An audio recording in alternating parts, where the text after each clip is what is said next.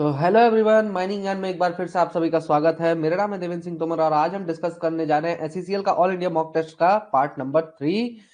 तो चलिए शुरू करते हैं बिना किसी देरी के। यहाँ पर आपके कुछ एनसीएल के आपको पीवाईक्यूज भी देखने को मिलेंगे, ठीक है। तो सबसे पहला क्वेश्चन जो हमारे सामने आता है कि motive column is a term associated with. Motive column जो है किस चीज से जुड़ा हुआ है? ऐसा टर्म, मोटिव कॉलम एक ऐसा टर्म है जो कि किसी चीज से जुड़ा हुआ है। वो किस चीज से जुड़ा हुआ? वेंटिलेशन स्टॉपिंग से, नेचुरल वेंटिलेशन से, या फिर मैकेनिकल वेंटिलेशन या एयर क्रॉसिंग से। तो ये किस चीज से जुड़ा होता है? नेचुरल वेंटिलेशन से। बेसिकली एनवीपी निकालने के लिए इसका इस्तेमाल किया जाता है। ये आपका डीजे देशमुख में भी दिया हुआ है।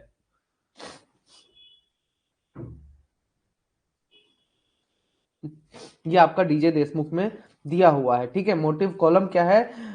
जो आपका एयर का वेट होता है डाउन कास्ट शाफ्ट में। ये भी एक क्वेश्चन यहां से बनेगा कि मोटिव कॉलम जो है तो किस शाफ्ट में लिया जाता है?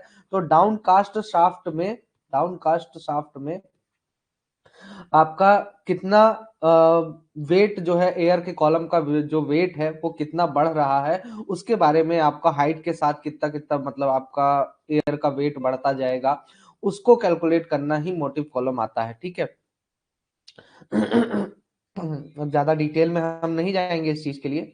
The state of every buffer and drawbar of every tub in use and of every safety catch, coupling chain and other attachments should be examined once at least in every। अच्छा, जो आपके buffer है, drawbar है, मतलब haulage में जितने भी आपके सेफ्टी से रिलेटेड डिवाइसेस हैं उन सबका इंस्पेक्शन कितने समय में एक बार किया जाना चाहिए? तो उन सभी का इंस्पेक्शन जो है तो आपका किस में दिया हुआ है? रेगुलेशन नंबर 94 में आपका दिया हुआ है। कितने समय में एक बार होगा, ठीक है। तो 14 डेज में एक बार होता है। किस रेगुलेशन में दिया है? रेगुलेशन नंबर 94 में इसके बारे में आपका डिटेल में दिया हुआ है।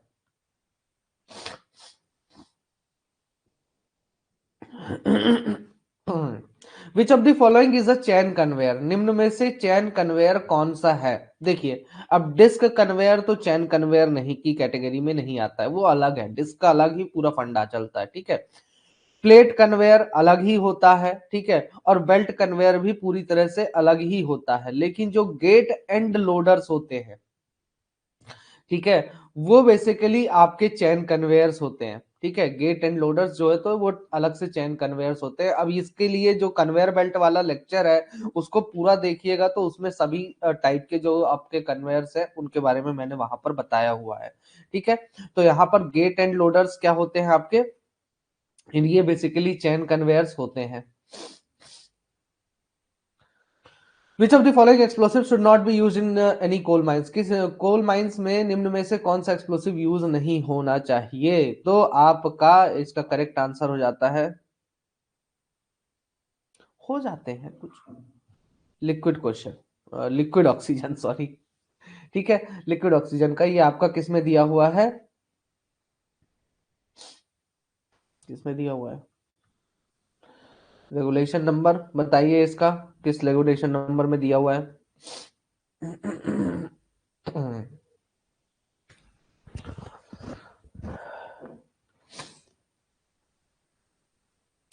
रेगुलेशन नंबर 183, ठीक है। Next question. Which of the following is not a duty of competent person? निम्न में से कॉम्पिटेंट पर्सन की ड्यूटी कौन सी नहीं है? ठीक है। अब यहाँ पे हर एक कॉम्पिटेंट पर्सन क्या बोलता है कि हर एक कॉम्पिटेंट पर्सन वह ड्यूटीज नहीं करेगा जो कि मतलब उसके मतलब बेसिकली इस वाले में बोलता है every competent person shall not perform during his shift any duties other than those for which he has been appointed without permission from his superior officer. अब देखिए, बोलता है कि सुपीरियर ऑफिशियल ने किसी भी कॉम्पिटेंट पर्सन को जो ड्यूटी दी है उस ड्यूटी के अलावा कोई दूसरी ड्यूटीज वो उस शिफ्ट के दौरान परमिशन परफॉर्म नहीं करेगा जब तक कि उसने अपने सुपीरियर ऑफिशियल से परमिशन ना ले ली हो, ठीक है। तो ये तो बिल्कुल सही बात है भाई। उसको जो भी काम दिया गया है भाई, आपको जो भी काम की परमिशन मिली है, जो भी काम दिया गया है, अपॉइंट किया गया है जिस काम के लिए, वो काम आप करिए, है ना।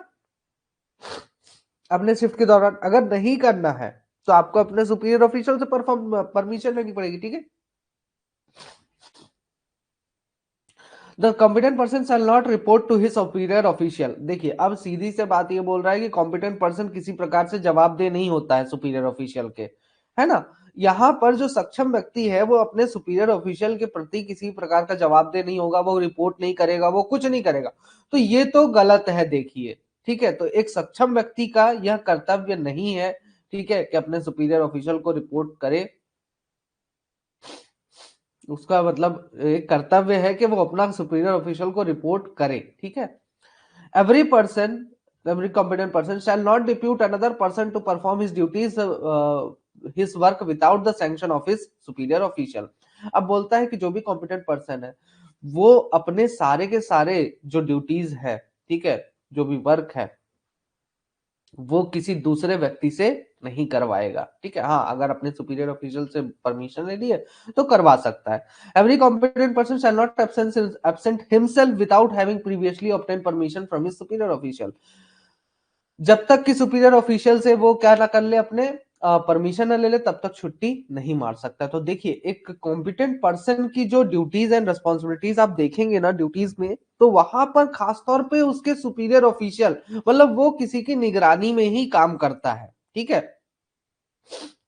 तो सुपीरियर ऑफिशियल को हर जगह एक वहां पर उसके ऊपर रखा गया है, वो उसको रिपोर्ट करेगा, उससे परमिशन लेगा, उससे काम लेगा, सब कुछ करेगा। और यहाँ पे वही चीज को नकार रहा है, इसलिए ऑप्शन नंबर बी आपका जो है तो ये करेक्ट हो जाता है। नेक्स्ट क्वेश्चन की तरफ बढ़ते हैं। Underground air should not have less than dash oxygen. Underground air में, अच्छा ये कौन से रेगुलेशन में दिया हुआ है duties of superior competent person? तो ये दिया हुआ है रेगुलेशन नंबर 41 में दिया हुआ है, ठीक है।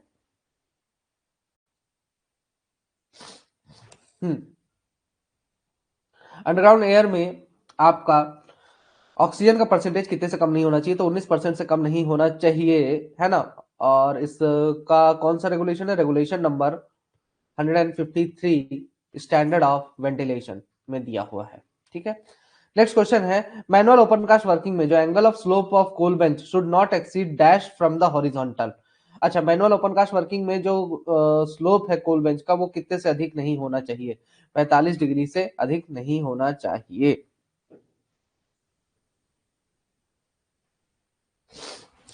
ठीक है। ये किस रेगुलेशन में दिया हुआ है? No no no, regulation number 105, ठीक है।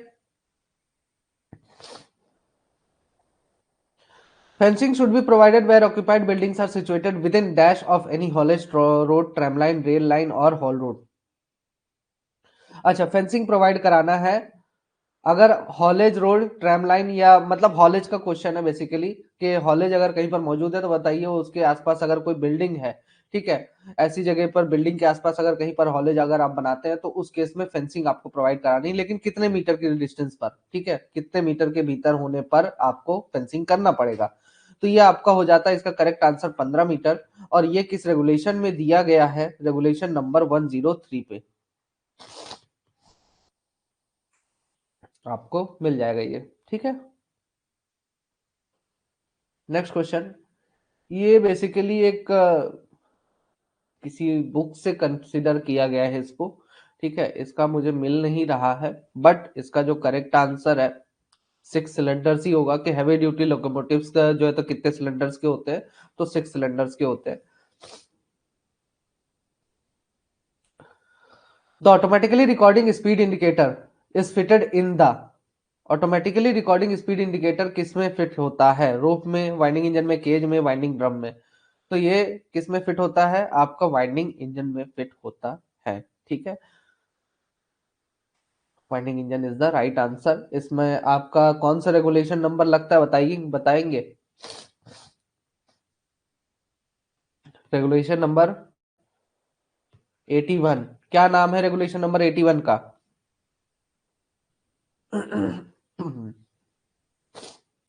विच of the following is not related to origin of coal seam? Coal seams के ओरिजिन से कौन सी चीज रिलेटेड नहीं है? Autochthonous theory, beam theory, drift theory या इन सीटू थ्योरी? तो देखिए आई थिंक आपका जो ड्रिफ्ट थ्योरी है और जो ऑटोथोमस थ्योरी है, ठीक है, एंड आपका इंस्टीट्यूट थ्योरी है। ये तीनों जो है तो आपके कोल का ओरिजिन कैसे हुआ इसके बेसिस पर इस दिया गया है। लेकिन जो बीम थ्योरी है ये एक प्रकार का सपोर्टिंग वाला है, ठीक है, रूफ सपोर्ट का प्रिंसिपल है, ठीक है। इस प्रिंसिपल पर काम करता है रूफ सपोर्ट, तो बीम थ्योरी वो हो जाता है। अब जो प्रिंसिपल्स है वो कौन कौन से हैं सपोर्ट के, एक तो आपका की स्टोन हो जाता है, number one. Number two, beam theory. And number three, suspension.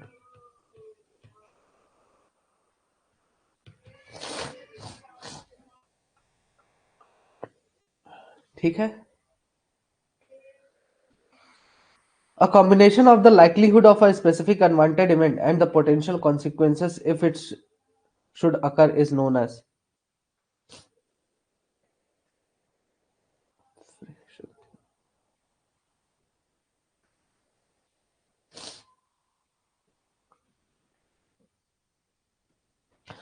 अच्छा ये बताइए किसकी डेफिनेशन है ये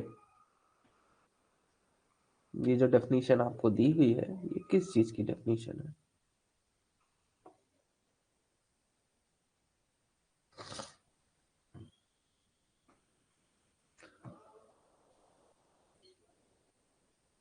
A combination of the likelihood of a specific unwanted event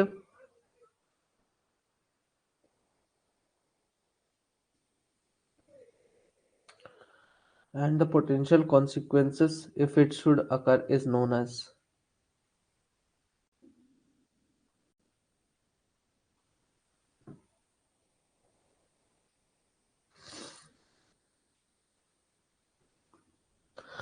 तो इसका करेक्ट आंसर हो जाता है रिस्क। चलिए नेक्स्ट क्वेश्चन की तरफ बढ़ते हैं। For the purpose of the permanent lining in the sinking shaft which of the following is not used. Sinking shaft में परमानेंट लाइनिंग के लिए निम्न में से किसका इस्तेमाल नहीं किया जाता है, ठीक है। तो ब्रिक्स का इस्तेमाल किया जाता है, स्टील टबिंग का इस्तेमाल किया जाता है, कंक्रीट का इस्तेमाल किया जाता है परमानेंट लाइनिंग के लिए, लेकिन प्लैंक्स का इस्तेमाल नहीं किया जाता है परमानेंट लाइनिंग के लिए, टेम्पररी लाइनिंग का एक पार्ट होता है। सिग्नलिंग में दो घंटी का जो कोड है वो क्या बताता है, तो 2 घंटी का जो कोड है वो क्या दर्शाता है, लोअर करने का, कि किसी भी चीज को लोअर करना है, नीचे की तरफ ले जाना है, ठीक है। Fencing is not done in which of the following places, निम्न में से किस जगह पे फेंसिंग नहीं की जाती है, तो जहां पर सब्सिडेंस वाला सरफेस है वहां पर, ठीक है, जाके अगर सरफेस पर कहीं पे भी सब्सिडेंस हो गया है तो वहां पर फेंसिंग किया जाता है, ठीक है। हर एक ओपन कास्ट वर्किंग के टॉप पे फेंसिंग किया जाता है, शाफ्ट के एंट्रेंस, स्टैपल पिट के एंट्रेंस, संप के एंट्रेंस, गोप का एंट्रेंस, या फिर कोई भी डेंजरस प्लेस अगर है उन सभी जगहों पर आपको फेंसिंग करना रहता है, लेकिन वर्किंग फेस में आप फेंसिंग नहीं करते हैं, ठीक है। करते हैं लेकिन उसमें भी कंडीशन है, ठीक है। विच of the following is not a safety device used in a shaft. अब देखिए अगर यहाँ पे मैं शाफ्ट सिंकिंग बोला होता ना तब आप मेरे ऊपर सवाल उठाते, जो क्वेश्चन है उस पर सवाल उठा सकते थे, ठीक है। लेकिन यहां पर शाफ्ट सिंकिंग की बात नहीं कहा गया है, आई बात समझ में, शाफ्ट सिंकिंग को कंसिडर नहीं किया गया है, एक नॉर्मल सा शाफ्ट है उसमें सेफ्टी डिवाइस के रूप में किसे इस्तेमाल नहीं किया जाता है, ठीक है।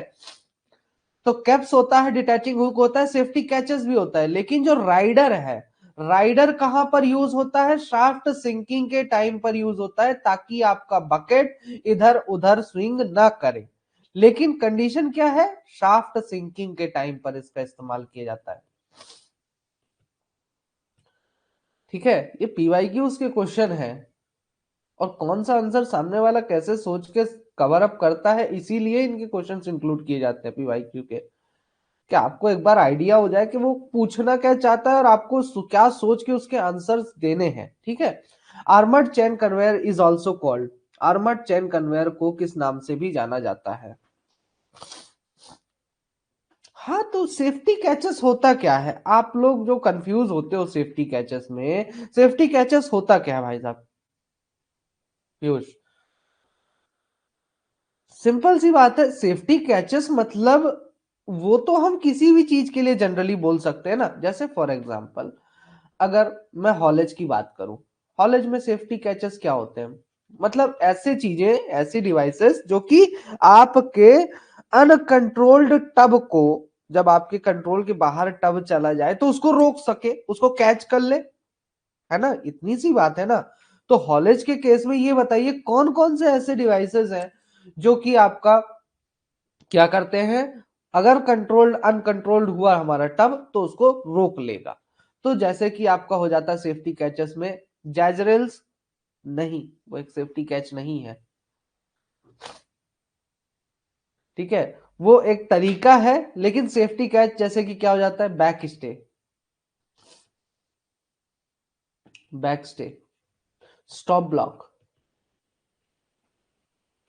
Stop block, drop वारविक,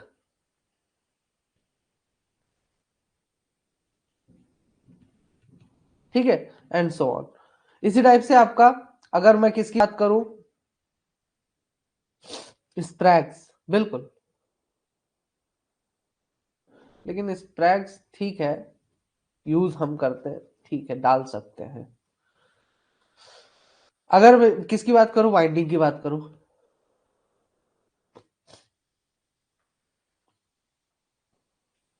monkey catch, ये सबके सब सेफ्टी कैचेस है जो कि कैच कर लेते हैं, है ना, सिंपल सी बात है, कैच कर लेना जो भी। अब इसमें क्या आ जाता है, इसमें आ जाता है डॉग्स, ऑटोमेटिक कैचेस। अब इसमें ऑटोमेटिक कैचेस में चूंकि वाइंडिंग इंजन में लगे होते हैं बहुत सारे, तो ठीक है। बफर, बफर इसमें भी होता है, इसमें भी होता है बफर।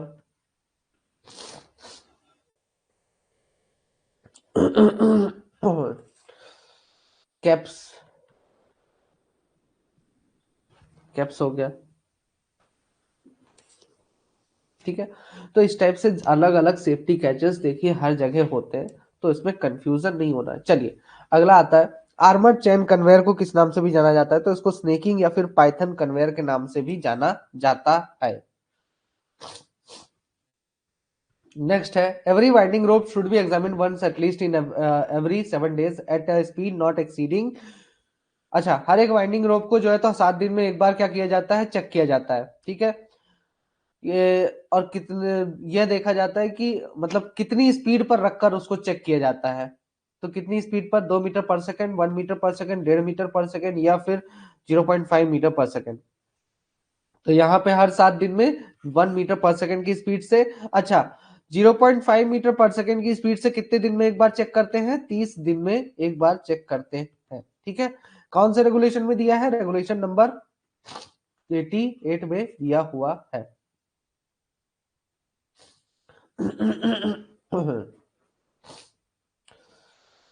अगला क्वेश्चन है, what is the use of a pitot tube, pitot tube का क्या यूज है, to measure sound wave, to measure static pressure, to measure air velocity, to measure air temperature.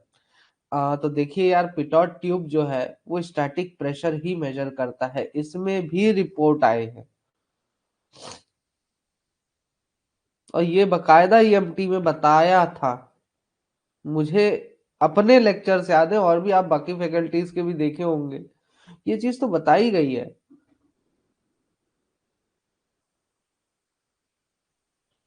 इसमें भी कंफ्यूज होते हैं। अभी देखना, अभी बताऊंगा एक क्वेश्चन और है जिसमें क्या, हंसी आती रिपोर्ट जब करते हैं तब आप लोग। Which of the following equipment should be installed on below ground face equipment, continuous mining and coal cutting machines.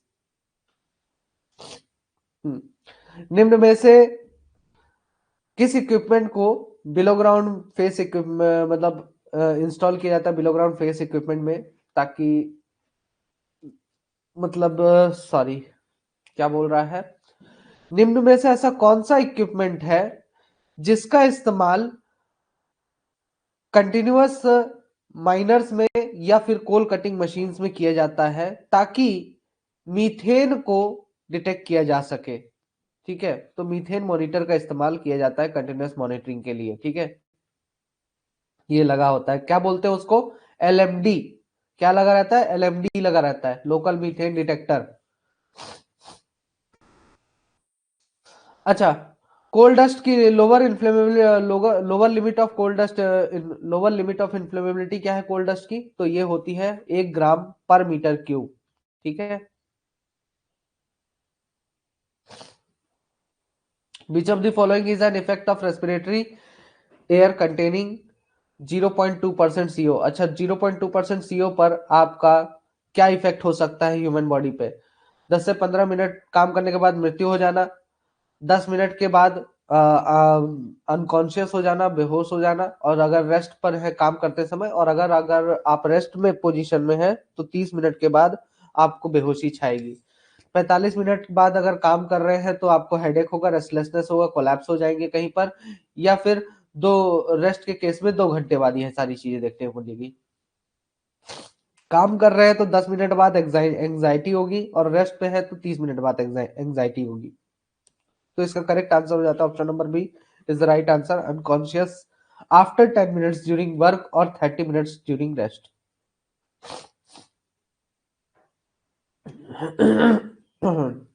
The percentage of fire damp that forms an explosive mixture is? Fire damp का कितना percentage explosive mixture बनाता है? तो 5.4 से लेके 14.8% तक जो है तो एक्सप्लोसिव मिक्सचर बनाता है। अच्छा, अब ये लोअर इन्फ्लेमेबिलिटी लिमिट है, ठीक है, 5.4%, और ये जो है तो अपर इन्फ्लेमेबिलिटी लिमिट है, नाम याद रखिएगा। ठीक है।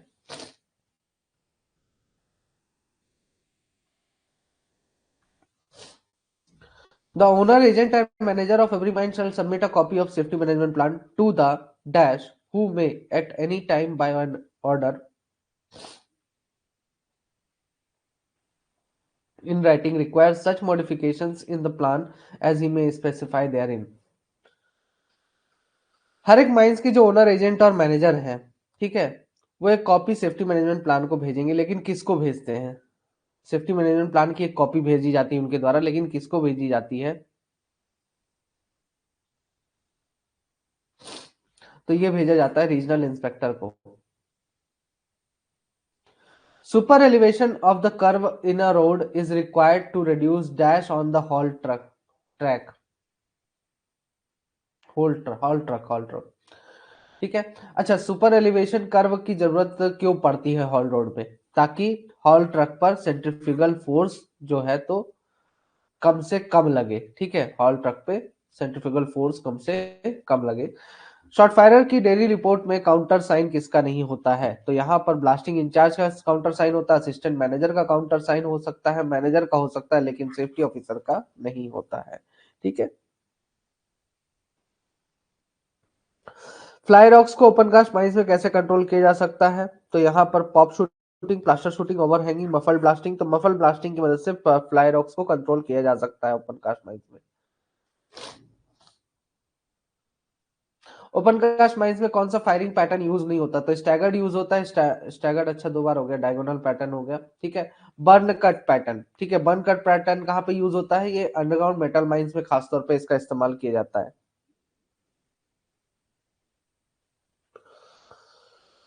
Which particular should not be determined during report preparation by the shot firer? अच्छा, शॉट फायरर के द्वारा निम्न में से कौन सी चीज जो है तो अपनी रिपोर्ट में मेंशन करना जरूरी नहीं होता? कि किस दिन ब्लास्ट किया ये तो बताना पड़ेगा, कहाँ पे ब्लास्ट किया ये भी बताना पड़ेगा, एंड क्या नाम था शॉट फायरर का ये भी बताना पड़ेगा। ठीक है। लेकिन कि आपका जो फेस है उसका ओरिएंटेशन, वो किस डायरेक्शन में जा रहा है, कैसा झुका हुआ है, ये डिटेल्स उसमें नहीं होती है। ठीक है, बस उसकी इतनी जिम्मेदारी है भाई, कब हुआ, कैसे हुआ, कहाँ हुआ, किसने किया।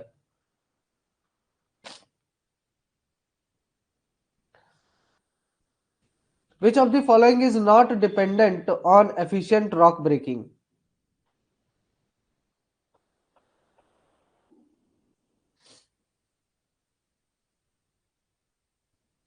निम्नलिखित में से क्या दक्ष चट्टान खंडन एफिशिएंट रॉक ब्रेकिंग पर निर्भर नहीं है? अच्छा, सिंपल सी बात इतना पूछ रहा है, किस चीज के कारण आपका जो पत्थर है कितना टूटेगा, कितना सही टूटेगा, कितना गलत टूटेगा, मतलब सही तरीके से टूटेगा कि नहीं टूटेगा, किस चीज पर डिपेंड नहीं करता है।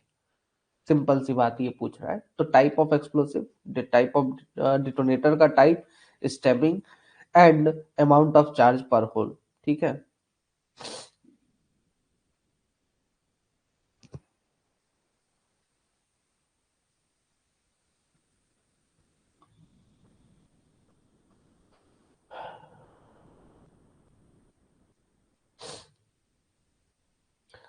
तो यहाँ पर आप एक्सप्लोसिव किस टाइप का यूज करते हो, एसएमएस यूज करते हो या एसएमई यूज करते हो या एनएफओ यूज करते हो, इन चीजों पर तो आपका डिपेंड करता है। ठीक है। डिटोनेटर टाइप पर डिपेंड नहीं करता है आपका बेसिकली। ठीक है। दैट्स नॉट मोए मोए, दैट्स मोजे मोजे। ओके। मोए मोए इंडिया में नहीं समझ पा रहे हैं तो बोले जा रहे हैं। A proximity warning device is to be fitted as an additional feature in a proximity warning device का जो है तो एज एन एडिशनल फीचर किस में फिट किया जाना चाहिए?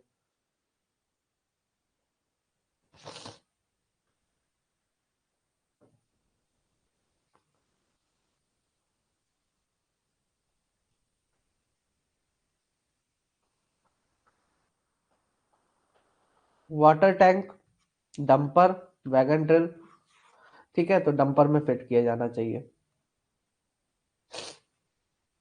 नेक्स्ट है, अगर शॉवेल ब्रेक हो जाता है, ठीक है, शॉवेल अगर मतलब कहीं पर आप ब्लास्टिंग कर रहे हैं और शॉवेल वहां पर आपका ब्रेक डाउन हो जाता है, ठीक है, तो ओपन कास्ट माइंस में, तो शॉर्ट फायरर के द्वारा ऐसे कौन से कदम उठाने चाहिए? भाई उसने पूरा ब्लास्टिंग करना है उसको, मतलब आपने चार्जिंग कर दिया है, ब्लास्टिंग करने के लिए तैयार है, लेकिन एक एक शॉवेल का ब्रेकडाउन हो गया, तो क्या किया जाएगा वहां पर? Blast hole, blast the hole taking all necessary safety measures, सारे के सारे सेफ्टी मेजर्स लेकर होल को ब्लास्ट कर देना है। ठीक है।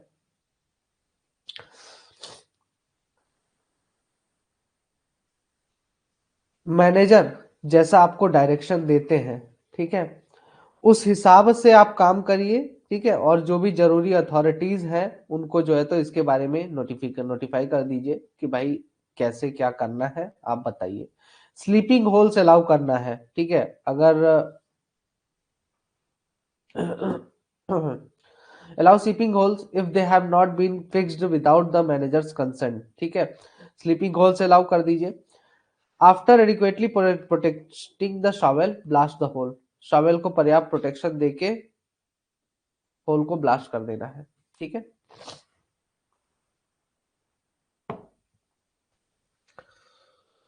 अब देखिए यहाँ पे ना आप के साथ ऐसी दिक्कत आ गई है और आप मैनेजर को ना बताएं, तो ये तो गलत बात होगा ना। ठीक है। तो जैसा आपको मैनेजर बोलता है वैसा ही आपको यहाँ पर काम करना पड़ेगा। ठीक है। क्योंकि ये एक बड़ी बात हो जाती है, मान लो आपने सारे प्रोटेक्शन के पैतरे आजमा लिए, लेकिन फिर भी ब्लास्टिंग अगर हुई और with in the danger zone अगर आपकी मशीन खड़ी है, तो उस पे पत्थर तो कहीं से भी आ सकते हैं ना, डैमेज तो कर ही सकता है ना। ब्रेकडाउन हुआ है, वो उसको हिला भी नहीं पा रहे हो। Fencing along footpaths and benches were required is attended by। अब आपको फेंसिंग करना है फुटपाथ और बेंचेस में। ठीक है। तो इसके लिए किसके द्वारा, मतलब कौन जाके वहां पे खड़ा होके जो है तो फेंसिंग वगैरह करवाता है फुटपाथ और बेंचेस में? ठीक है। तो शॉर्ट फायरर, सरदार, मैनेजर या ओवरमैन? तो इसका करेक्ट आंसर हो जाता है सरदार। नेक्स्ट क्वेश्चन देखते हैं। अगर डंपर व्हील का डाया 2.5 मीटर है तो बर्म की हाइट कितनी होगी? तो बर्म की हाइट हमेशा डंपर व्हील के डाया के बराबर ही होती है, 2.5 मीटर ही होगी। Which particular does not need to be included in the sardar report, sardar की रिपोर्ट में निम्न में से कौन सी चीज नहीं होगी? Stability of OB dump, stability of ultimate pit slope, dust control, proper maintenance of haul road, ठीक है। तो stability of ultimate pit slope, इसके बारे में सरदार की जो सीएमआर के लिए हिसाब से लिया है कि सीएमआर में ये चीज नहीं लिखी है। देखिए होना है कायदे से तो होती है जिम्मेदारी, ठीक है, सरदार की, लेकिन सरदार की रिपोर्ट में, लेकिन आपका ये सीएमआर 2017 के अनुसार वहां पर लिस्ट में नहीं दिया गया है, तो ये आपका करेक्ट आंसर हो जाता है इसलिए, ठीक है।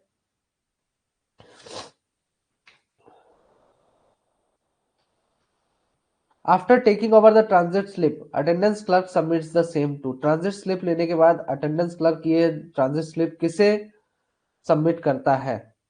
तो सरदार को, मैनेजर को, असिस्टेंट मैनेजर को, सेफ्टी ऑफिसर को। तो ट्रांजिट स्लिप क्लर्क किसको सबमिट करता है? मैनेजर को ले जाकर सबमिट करता है। Which of the following disease has not been notified as the disease connected with the mining operations for the purpose of subsection 1 of section 25 of the Mines Act 1952? तो निम्न में से नोटिफाइड डिजीज कौन सी नहीं है? तो अस्थमा एक notified disease नहीं है, ठीक है। सरदार shall at the completion of his shift record without delay the result of his inspections in a bound paged book in the format specified for the purpose, and every such report shall not include। अच्छा, shift के complete होने के बाद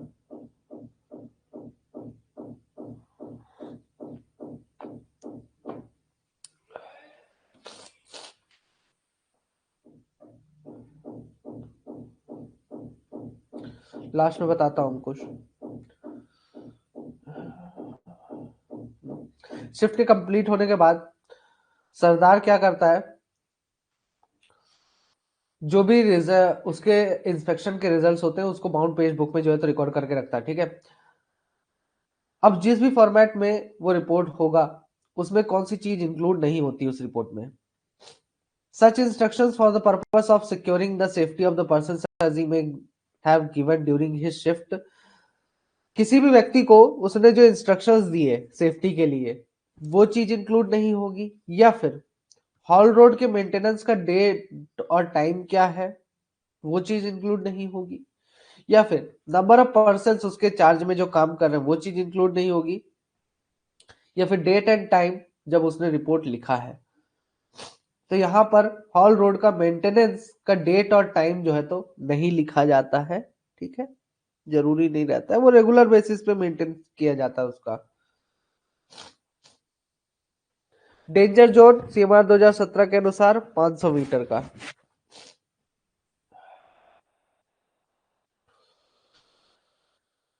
इन a safety management plan the removal of hazard और hazardous work practice from a mine is known as.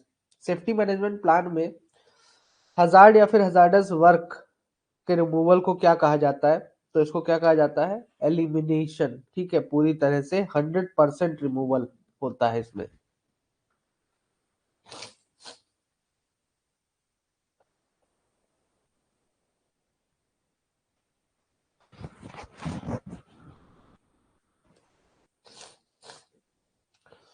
Which of the following causes negative impact on surface mining or on the impacts of surface mining on the environment? Surface mining के कौन से ऐसे effects होते हैं जिनके कारण negative impact पड़ता है एनवायरमेंट पे? Maintenance of land morphology, release of gaseous liquid and solid pollutant and noise pollution, growth of native flora and flora fauna, increased construction of residential areas, roads and railways। तो देखिए जो gaseous liquid या फिर solid pollutant या noise pollution जो आपके द्वारा किया जाता है वो एनवायरमेंट को हानि पहुंचाता है बेसिकली, ठीक है। तो ऑप्शन नंबर बी करेक्ट है। Which responsibility is not associated with mining sardar for open cast working? देखिए अब इसमें भी ना आपका सीएमआर 2017 को ही कंसिडर किया जाता है कि पर्टिकुलरली देखिए अब ये आपका जो मेंटेनेंस का है बर्म का, ठीक है, वो रोड मेंटेनेंस में आ ही जाता है, मतलब स्टेबिलिटी वगैरह मेंटेन करता है, बेंच को मेंटेन करके चलता है, तो वो उसमें आ ही जाता है। बट पर्टिकुलरली अब अलग से सीएमआर में नहीं दिया है, इसलिए इसको आंसर कंसिडर किया जाता है। ठीक है, कि जिम्मेदारी के साथ नहीं जुड़ा है, बट है वो उसी के अंदर में आता है। ठीक है, stability of ventures is not endangered, इस टाइप से जो है, तो ये सारी चीजें आपका सीएमआर में डायरेक्ट दिया हुआ, वो नहीं दिया हुआ है बस। Filling up of the void in open cast mines is known as, open cast mines में वॉइड को फिल करना क्या कहलाता है, तो इसे क्या कहते हैं, रिक्लेमेशन कहते हैं। ठीक है, नेक्स्ट है, which of the following duties and responsibilities not related to shot fire, निम्न में से शॉट फायर की कौन सी ड्यूटीज एंड रेस्पॉन्सिबिलिटीज नहीं है। B responsible when a shot has misfired for seeing the place is adequately fenced, हाँ, अगर misfire हो जाता है तो उस केस में वहां पर मौजूद रहेगा, ये देखेगा कि भाई उस जगह को फेंसिंग किया गया है कि नहीं किया गया है सही तरीके से। खुद से शॉट फायर नहीं करेगा। ठीक है, यह ध्यान देने की जिम्मेदारी इसकी होती है कि क्ले, सैंड और बाकी के स्टमिंग मटेरियल्स जो है तो सफिशिएंट क्वांटिटी में अवेलेबल है कि नहीं है। ठीक है, जब शॉट्स को चार्ज किया जा रहा है और स्टमिंग किया जा रहा है वहां पर मौजूद रहे। ठीक है, shall not himself fire the shot, वो शॉट्स को खुद से फायर करेगा, तो ऑप्शन नंबर बी आपका करेक्ट हो जाता है। नेक्स्ट क्वेश्चन है, कॉन्सिक्वेंस, एक्सपोजर एंड प्रोबेबिलिटी दिया हुआ है 5, 10, 10, तो ये बताइए आपका रिस्क स्कोर क्या होगा। तो रिस्क स्कोर का फॉर्मूला क्या होता है, रिस्क स्कोर का फॉर्मूला क्या होता है, consequence x into exposure into probability.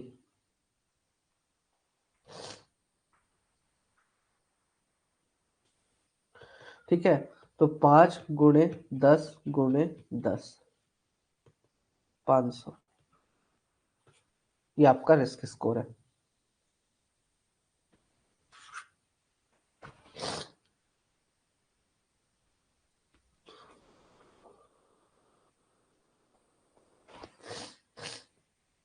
ठीक है, विसल किसे दिया जाएगा ड्यूटी पर, अगर कोई व्यक्ति है तो किसे विसल दिया जाएगा, अंडर मैनेजर सीटी में जाएगा, है ना, शॉर्ट फायरर या माइनिंग सर्जर या ओवरमैन। तो सीटी की जरूरत सबसे ज्यादा किसको होती है, शॉर्ट फायरर को जरूरत होती है। ठीक है, कि भाई सभी को जो है तो वार्निंग दे सके, वो कितना भी दूर हो चिल्लाना ना पड़े उसको। ठीक है,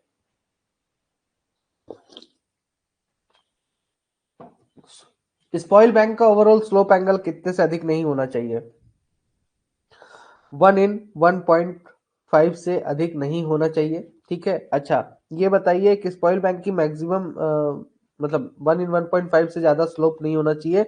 अच्छा, किसी भी स्पॉइल बैंक डंप का मैक्सिमम हाइट कितना हो सकता है, maximum height,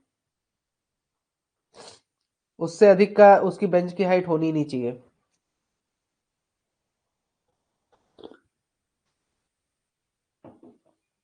bench height, maximum bench height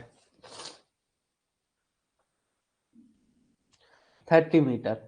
ठीक है, याद रखिएगा, मैक्सिमम बेंच हाइट 30 मीटर।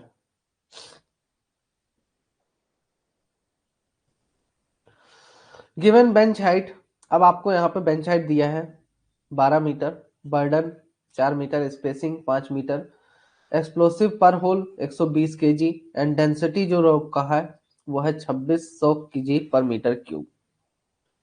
अब आपको निकालना है पाउडर फैक्टर।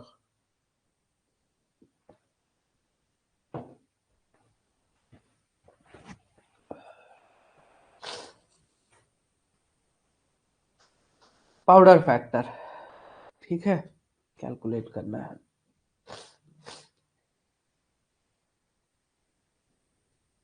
अब ध्यान से देखिए,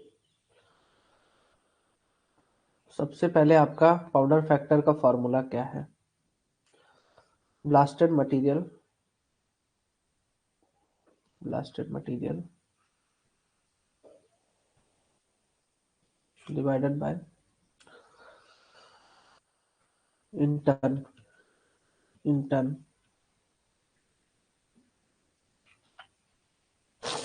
divided by explosive in KG. अब ब्लास्टेड मटेरियल टन्स में कितना है?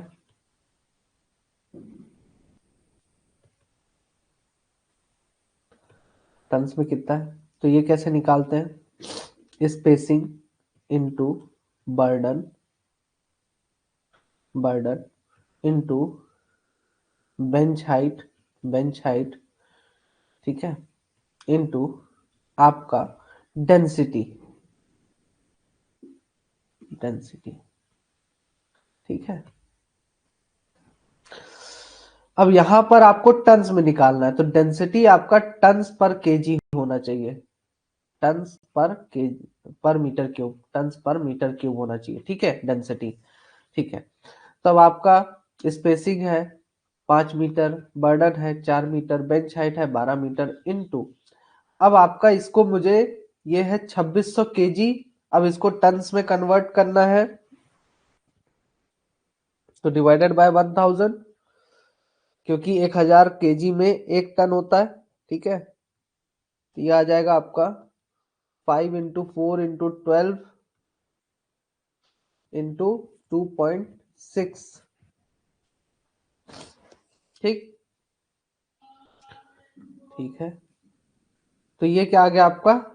आपका ब्लास्टेड मटेरियल आ गया। पाउडर फैक्टर निकाल लीजिए, तो 5 × 4 × 12 × 2.6 डिवाइडेड बाय 120,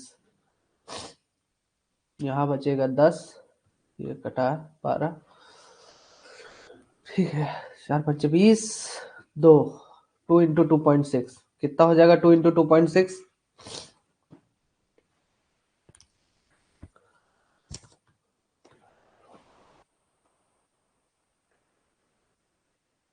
5.2, ठीक है। तो 5.2 आपका करेक्ट आंसर हो जाता है।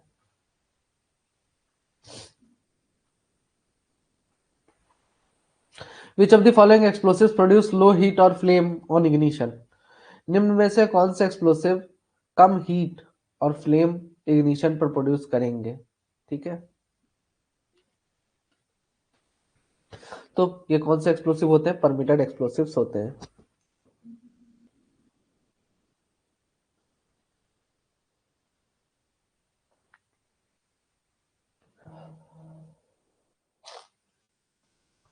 On which of the following safety of permitted explosives depend? Permitted explosives की सेफ्टी निम्न में से किस पर डिपेंड होती है?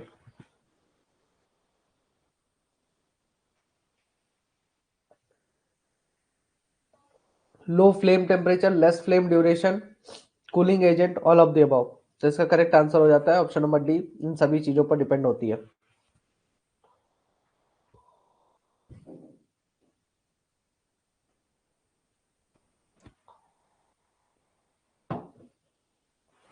विच of the following is not a cooling agent in permitted explosive? Permitted explosive में निम्न में से कूलिंग एजेंट कौन सा नहीं है?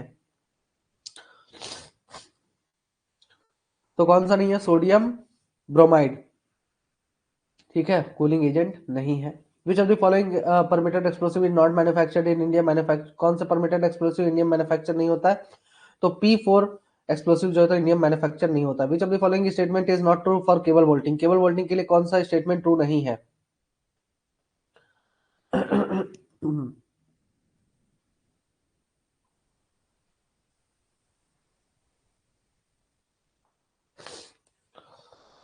तो it has steel cables grouted in drill holes in rock, ठीक है।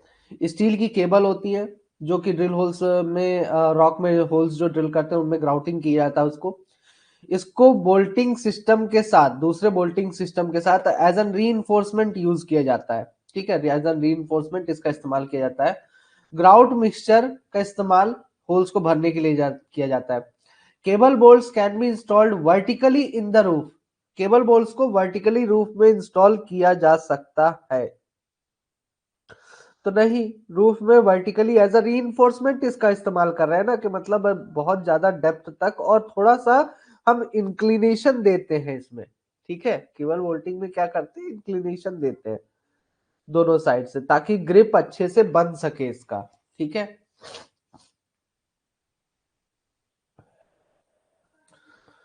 तो इसको इंक्लाइन रखा जाता है हल्का सा,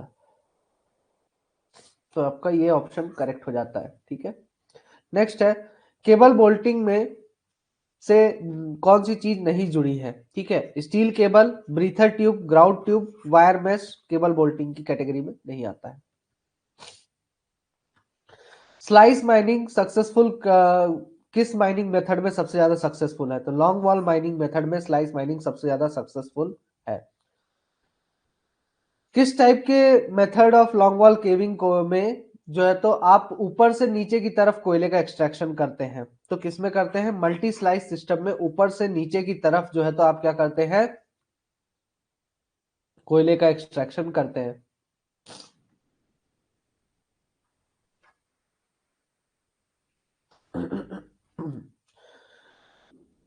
Which of the following is not true with respect to Regulation 177 of CMR 2017 stating every person to carry a light? हर एक व्यक्ति को लाइट लेके जाना चाहिए। अब देखिए यहाँ पे थोड़ा सा आपका कंफ्यूज करने वाली लाइंस थी। No person shall remain below ground without such light और लैंप। अब देखिए कोई भी व्यक्ति बिना लाइट और लैंप के अंडरग्राउंड में नहीं रहेगा। ठीक है, सरफेस पर on return to surface every person shall return lamp to the lamp room. अब देखिए क्या बोल रहा है, सरफेस पर जैसे ही आता है तो हर एक व्यक्ति लैंप रूम में लैंप रिटर्न करेगा। यहां तक तो सब कुछ सही था, फिर क्या बोल दिया, with managers special order in writing only. लेकिन यह कार्य करने के लिए उसको मैनेजर से स्पेशल ऑर्डर चाहिए राइटिंग में, बल्कि घर ले जाने के लिए मैनेजर से स्पेशल ऑर्डर राइटिंग में लिया जाता है। तो यहां पे ये चीज गलत हो जाती है। ठीक है, तो this is the right answer. ठीक,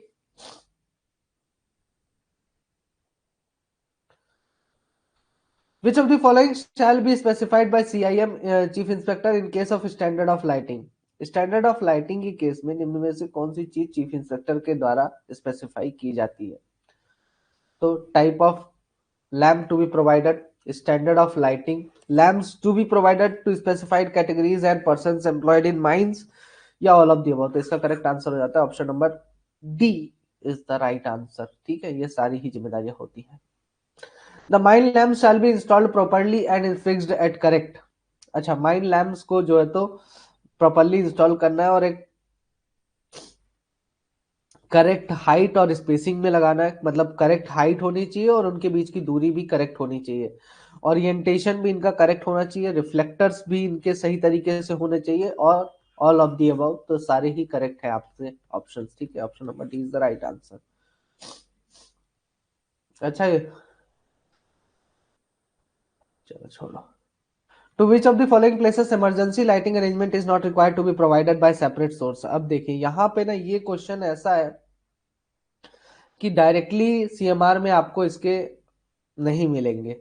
ठीक है, लेकिन थोड़ा सा कॉमन सेंस लगाना पड़ेगा यहाँ पे कि इमरजेंसी लाइटिंग कहाँ पर प्रोवाइड कराना जरूरी नहीं। मतलब इमरजेंसी लाइटिंग देंगे लेकिन एक सेपरेट सोर्स से उसको जो है तो सप्लाई, पावर सप्लाई देना जरूरी नहीं होता है, ये बोल रहा है।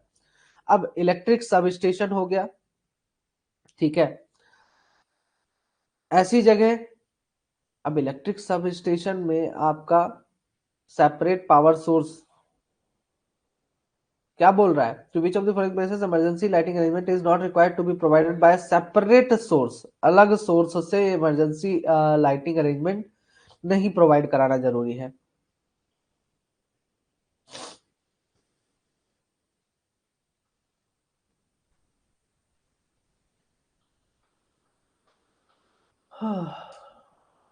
तो कहां कहां पे,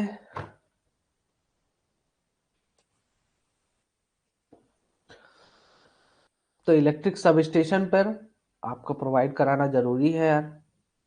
ऐसी जगह जो कि मैनेजर के द्वारा डिटरमाइन की जाती है। ठीक है, ट्रैवलिंग रोडवेज या नन ऑफ द अबव। तो देखिए जहां जहां पे मैनेजर डिटरमाइन करता है कि भाई यहाँ पर इमरजेंसी लाइटिंग, देखिए इमरजेंसी लाइटिंग आपने जो दी है, इमरजेंसी लाइटिंग जो आपने दी है, उस इमरजेंसी लाइटिंग में सेपरेट पावर सोर्स प्रोवाइड कराना है। ठीक है, सेपरेट पावर सोर्स प्रोवाइड कराना है, और इलेक्ट्रिक सब स्टेशन में भी ये आ जाता है। लेकिन जहां तक ट्रेवलिंग रोडवे की बात करते हैं, ठीक है, ट्रेवलिंग रोडवे में तो ऑलरेडी यहाँ पे बोल रखा है कि आप जनरल लाइटिंग दीजिए। क्या दीजिए? जनरल लाइटिंग दीजिए। ठीक है, ट्रेवलिंग रोडवे में बोलता है जनरल लाइटिंग दीजिए। जनरल लाइटिंग तब दीजिए, वो भी हर वक्त नहीं देना है। कब देना है?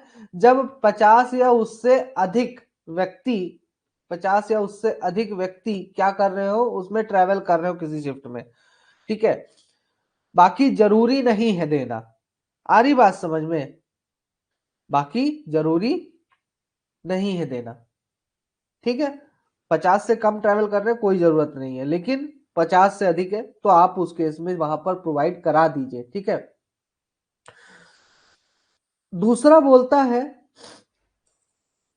तो यहां पर ना ट्रेवलिंग रोडवे करेक्ट आंसर। अब आप बोलेंगे क्यों लिया सर, ट्रैवलिंग रोडवे क्यों लिया हमने करेक्ट आंसर?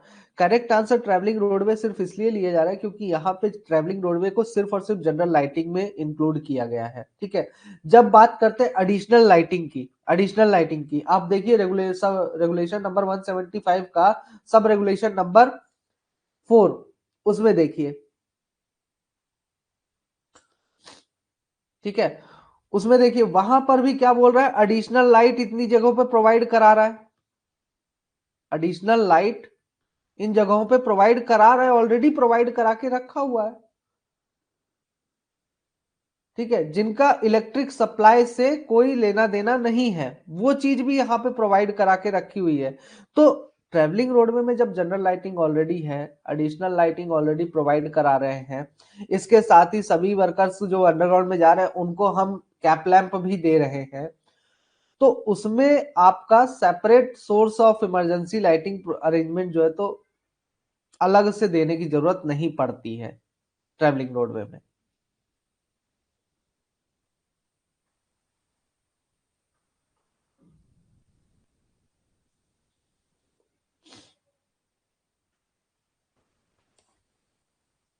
ठीक है,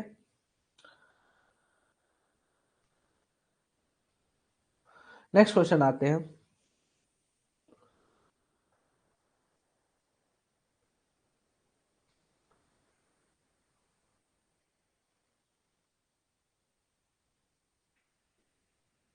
Which of the following is not a method of searching the person immediately before entering the mines? कोई भी व्यक्ति अगर माइंस के अंदर जाता है तो माइंस में एंटर करने के पहले निम्न में से कौन सा मेथड नहीं है?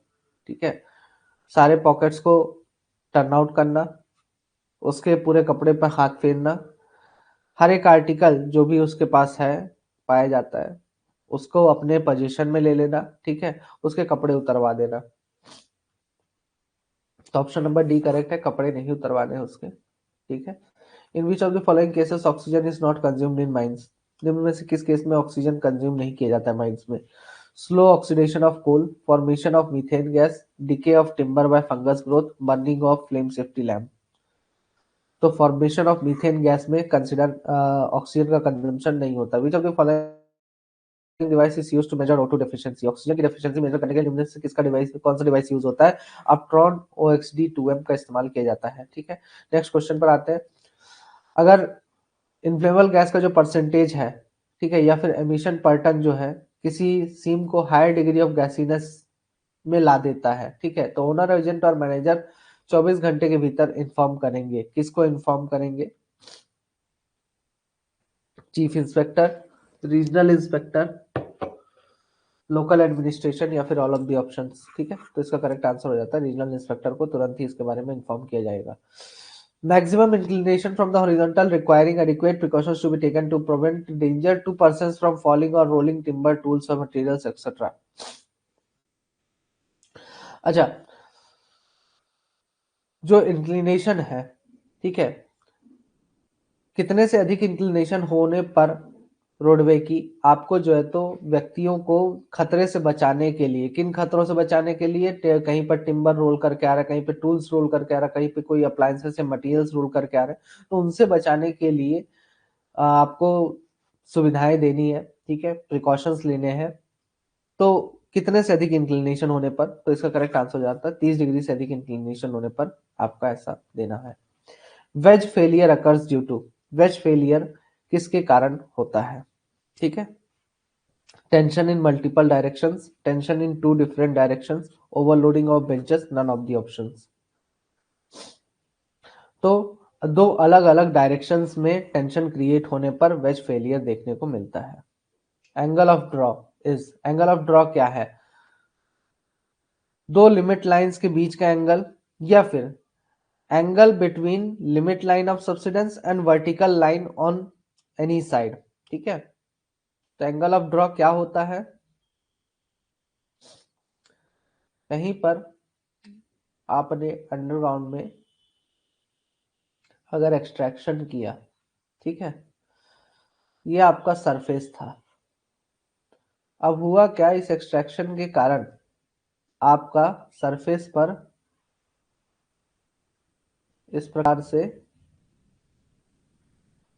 सब्सिडेंस देखने को मिला। ठीक है, ये जमीन नीचे की तरफ धंस गई। ठीक, अब यहां से एक लाइन खींचिए। ठीक, और यहां से एक लाइन खींचिए, इन दोनों को ज्वाइन करिए। ठीक है, तो ये जो एंगल बनता है ये एंगल ऑफ ड्रॉ है।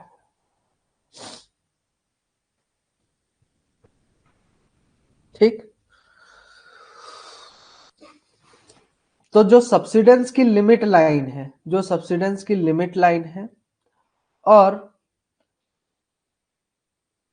जो वर्टिकल लाइन है किसी भी एक साइड में किसका, एक्सट्रैक्शन की, इनके बीच का जो एंगल होता है,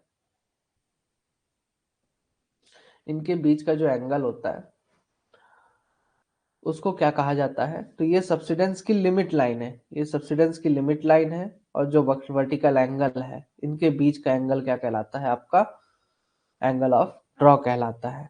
ठीक है,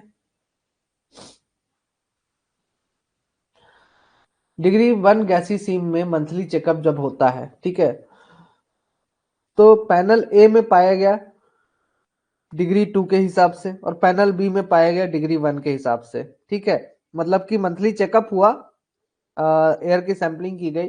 अब एक पैनल में पाया गया डिग्री 2 के हिसाब से गैस पाई गई, दूसरे पैनल में पाया गया, पैनल बी में पाया गया डिग्री 1 के हिसाब से, और जो मेन रिटर्न है वहां पे डिग्री 1 के हिसाब से जो है तो गैस मिल रही है। तो आप जो है अपनी माइंड्स में किसके हिसाब से प्रिकॉशंस लेना स्टार्ट करेंगे? तो हम अपनी माइंड्स में डिग्री 2 माइंड्स के हिसाब से प्रिकॉशंस लेंगे। अब ये जो गैस का डिग्री का जो मंथली चेकअप होता है, ठीक है, कब किया जाता है? ठीक है, गैस के लिए कब चेकअप, मंथली चेकअप कब किया जाता है?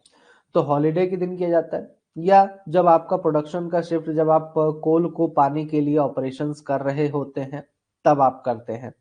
तो बेसिकली जब हम कोयले को पाने का ऑपरेशन कर रहे होते हैं प्रोडक्शन शिफ्ट के दौरान ही जो है तो क्या करते हैं, हम गैस का चेकअप, मंथली चेकअप जो है तो करते रहते हैं, क्योंकि उस समय फेस हमारा लगातार एडवांस होता रहता है। ठीक है, फेस लगातार प्रोडक्शन के समय पर फेस लगातार एडवांस होता रहता है, तो उस समय ये करना जरूरी हो जाता है कि कभी भी कुछ भी गैस मिल सकती है, कोई पॉकेट मिल सकता है, कुछ भी मिल सकता है ना, तो उस समय तो करना जरूरी ही है। ठीक, air samples taken for determination of percentage of inflammable gas in the general shall be analyzed within, air samples का एनालिसिस कितने दिन के भीतर हो जाना चाहिए? 3 दिन के भीतर हो जाना चाहिए। अच्छा, अब एक सीम है जिस जो कि 1000 ton coal per day produce करते हैं। ठीक है, और उसमें से 50,000 cubic metre methane per day निकलता है, तो उस सीम को किस कैटेगरी, डिग्री ऑफ गैसीनेस में डाला जाएगा? अच्छा, अब ये बताइए कैसे निकालेंगे कि किस डिग्री ऑफ गैसीनेस में आएगा, कैसे पता करेंगे? अच्छा क्वेश्चन है। तो इसके लिए ना आप सबसे पहले तो देख लीजिए डेफिनेशन, जो गैसी सीम ऑफ फर्स्ट डिग्री है जो भी है। ठीक है,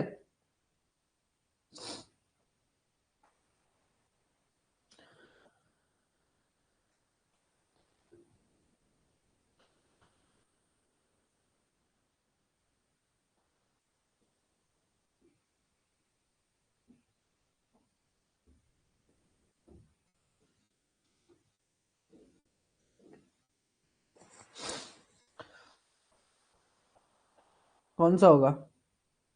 डिग्री 3। चलो देख लेते हैं। अब क्या बोलता है? Rate of emission. Rate of emission.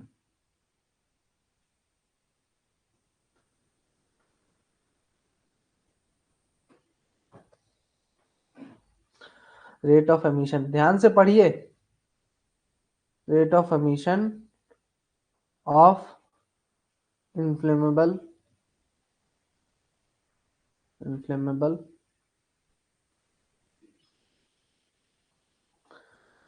Gas per ton of coal produced. ये आपका है rate of emission of inflammable gas per ton of coal produced. ठीक है, तो पर डे आपका, per day 50,000 cubic metre divided by 1,000। 50 cubic metre 10 cubic metre से अधिक है, इसलिए आपका डिग्री 3 में आएगा ये।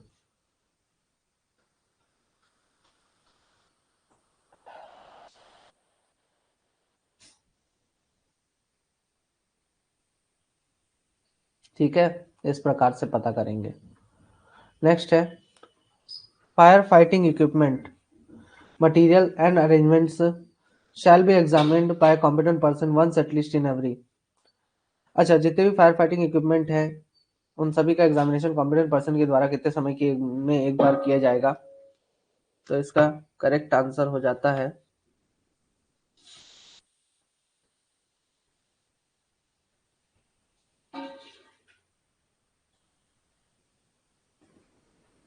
1 मंथ। ठीक है, नेक्स्ट क्वेश्चन है कि ग्रेविमेट्रिक डस्ट सैंपलर किस प्रिंसिपल पर काम करता है? तो यह किस प्रिंसिपल पर काम करता है? फिल्ट्रेशन के प्रिंसिपल पर काम करता है ग्रेविमेट्रिक डस्ट सैंपलर।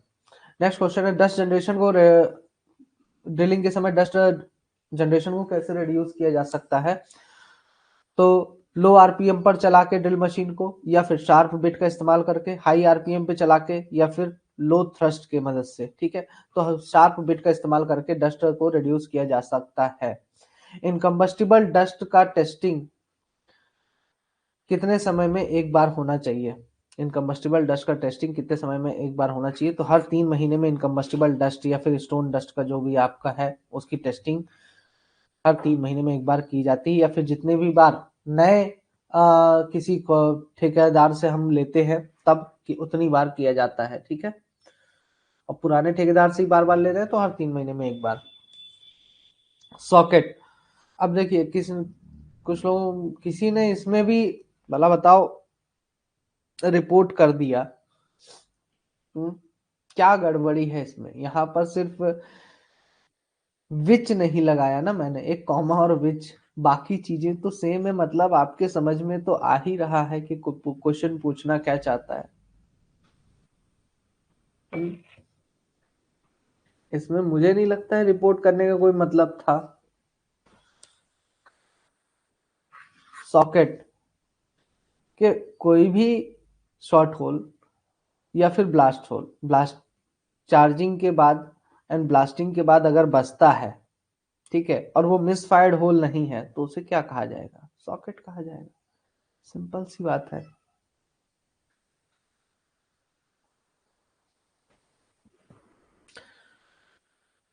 अच्छा, अब जिस भी व्यक्ति को रेस्क्यू स्टेशन में सुपरिटेंड करने के लिए सुपरिटेंडेंट अपॉइंट किया जाता है, ठीक है, तो उसको कितने साल का प्रैक्टिकल एक्सपीरियंस होना चाहिए बिलो ग्राउंड माइंस का?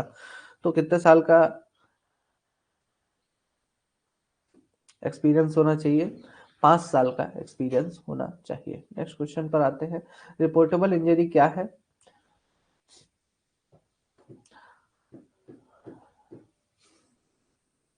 तो रिपोर्टेबल इंजरी क्या होता है? अब इतना सारा दिया हुआ है, 72 घंटे, 75 घंटे, या फिर आपका 71 घंटे। ठीक है, तो कितने से अधिक समय या 70 घंटे, तो कितने से अधिक समय के लिए एब्सेंट होने पर रिपोर्टेबल इंजरी की कैटेगरी में आता है? तो 72 घंटे से अधिक समय के लिए अगर कोई अपनी ड्यूटी से इंजर्ड पर्सन एब्सेंट है तो उसको रिपोर्टेबल इंजरी में डाला जाता है।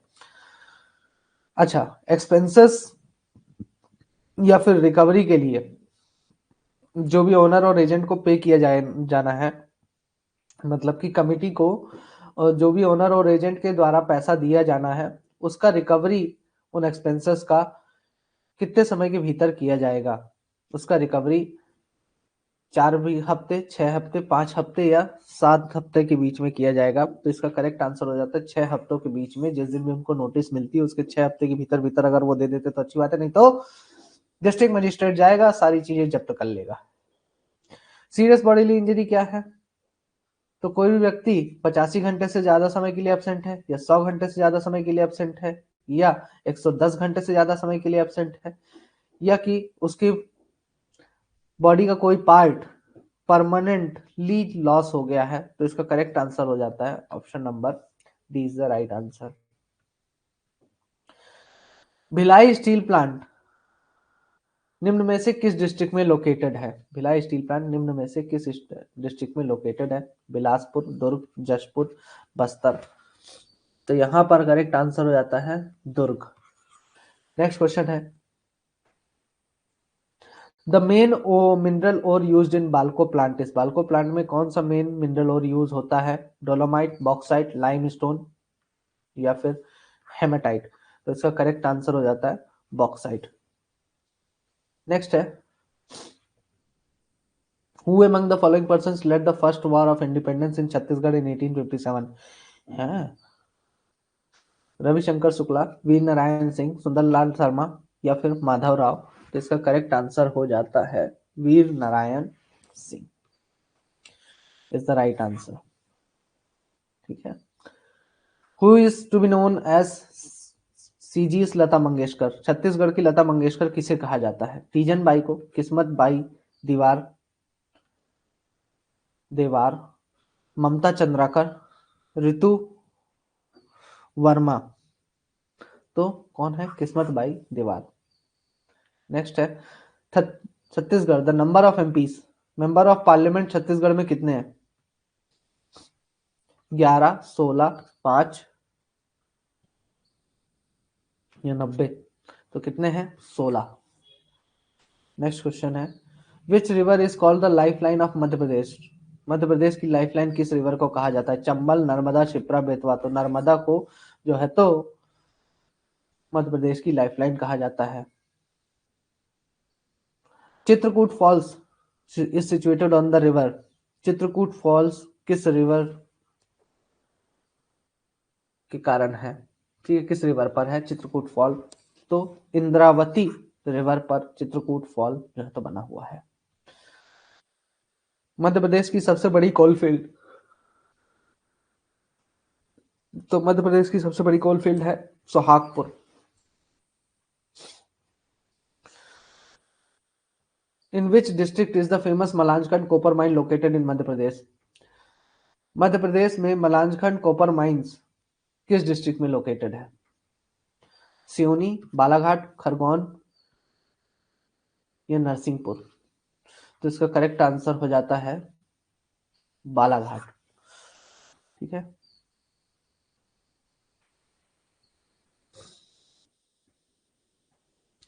अच्छा, मध्य प्रदेश का एनर्जी कैपिटल किसे कहा जाता है?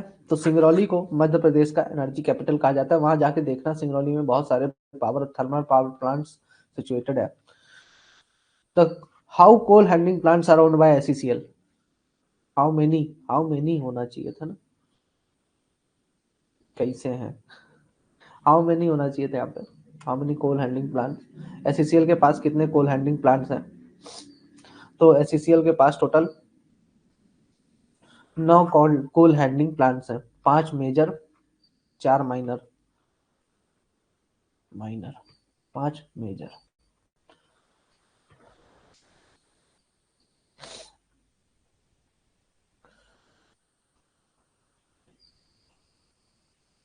विच of the following dust suppression system are used by SECL? SECL के द्वारा निम्न में से कौन सा डस्ट सप्रेशन सिस्टम यूज होता है? Fogging machine, road sweeping machine, mobile water sprinkler, या फिर सारे ही यूज होते हैं? तो इसका करेक्ट आंसर हो जाता है ऑल ऑफ द अबव, ये सारे ही यूज होते हैं। What is the full form of RFID? RFID का फुल फॉर्म क्या होता है? Radio frequency identification.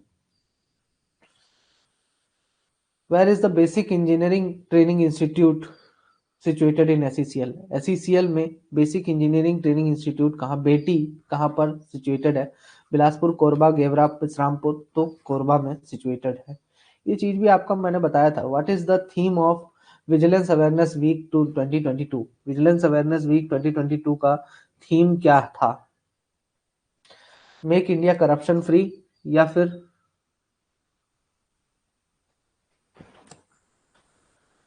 Corruption free India for a developed nation, या फिर India a developed nation, let's make India a corruption free nation? तो इसका correct answer हो जाता है आपका corruption free India for a developed nation, इसका थीम था। ठीक है, नेक्स्ट क्वेश्चन की तरफ बढ़ते हैं। Which award was given to SECL for best overall excellence in CSR? CSR में सबसे बेस्ट ओवरऑल एक्सीलेंस के लिए एसईसीएल को कौन सा अवार्ड दिया गया था? Environment management award, ET ascent award, या फिर उद्योग रत्न अवार्ड, या फिर छत्तीसगढ़ गौरव सम्मान? तो ईटी एसेंट अवार्ड दिया गया था। ठीक है,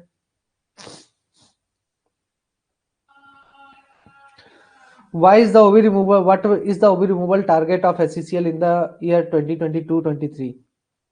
तो SCCL का 2022-23 में ओबी रिमूवल का टारगेट कितना था? 230, 280, 250, 300? तो इसका करेक्ट आंसर है 280 मिलियन क्यूबिक मीटर्स का। ठीक है, हो गया। अब आंसर्स नहीं आ रहे, कोई नहीं पढ़ा है, कोई भी नहीं है ना। What is the productivity of underground coal mines of SCCL in the year 2022-23?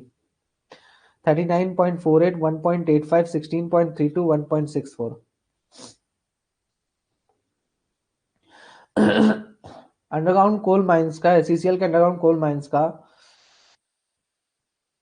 Productivity कितना रहा 2022-23 में? तो इसका करेक्ट आंसर है 1.85 प्रोडक्टिविटी था। अरे ये तो ओपन कास्ट का था ना, और ये टोटल था, और ये 21-22 का है, ये ओपन कास्ट का था, ये टोटल था प्रोडक्टिविटी, ओवरऑल, ओवरऑल प्रोडक्टिविटी, ये अंडरग्राउंड का।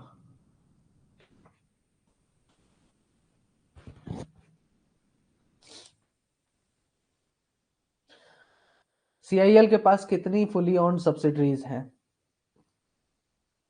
8 है, 11, 10, 9?